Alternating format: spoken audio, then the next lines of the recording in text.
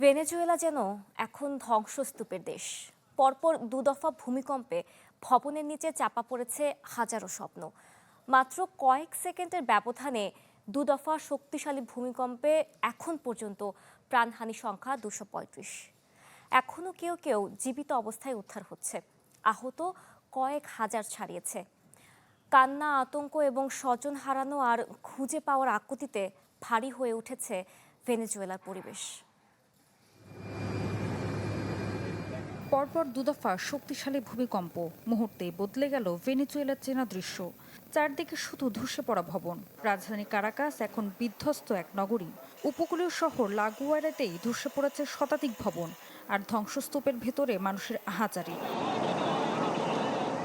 ধ্বংসযজ্ঞ থেকে মরদেহ আর জীবিতদের উদ্ধারে দিনরাত এক করে কাজ করছেন উদ্ধারকর্মীরা। স্ট্রেচারে করে একের পর এক আহতকে নেওয়া হচ্ছে হাসপাতালে। কোথাও ধ্বংসস্তূপ থেকে বের করা হচ্ছে নিথর দেহ, কোথাও আবার 24 ঘন্টারও বেশি সময় পরও জীবিতদের উদ্ধার করা হচ্ছে। সময়ের সাথে সাথে দেখা দেয় নিত্য নতুন প্রয়োজন। রেডি থাকতে হয় প্রতি মুহূর্ত। তাই এলো ইনোভার, যেন আপনি লাইফে থাকেন রেডি প্রতিদিন। Innova, designed for now. মানুষ এতটাই আতঙ্কিত যে কেউ ঘরে ফিরতে চাইছে না। সবাই খোলা মাঠ, পার্ক আর রাস্তায় রাত কাটাচ্ছে। কখন আবার ভবন ভেঙে পড়ে সেই ভয় তাড়া করে বেড়াচ্ছে সবাইকে।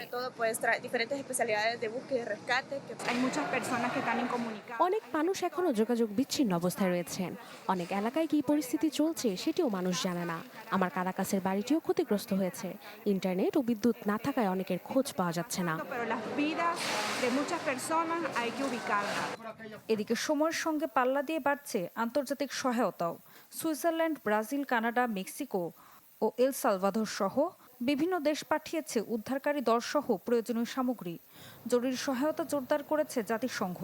অন্যদিকে স্টারলিংক 1 মাসের জন্য বিনামূল্যে স্যাটেলাইট ইন্টারনেট সেবা দেওয়ার ঘোষণা দিয়েছে, যাতে ক্ষতিগ্রস্ত এলাকায় যোগাযোগ দ্রুত স্বাভাবিক করা হয়। ভূমিকম্পে হাজার হাজার শিশু চরম ঝুঁকিতে রয়েছে বলে জানিয়েছে ইউনিসেফ। আর অ্যামনেস্টি ইন্টারন্যাশনাল বলছে, দীর্ঘদিনের মানবিক সংকটে থাকা ভেনেজুয়েলার জন্য এই ভূমিকম্প পরিস্থিতিকে আরও ভয়াবহ করে তুলতে পারে। ঋতু সাহা, চ্যানেল 24।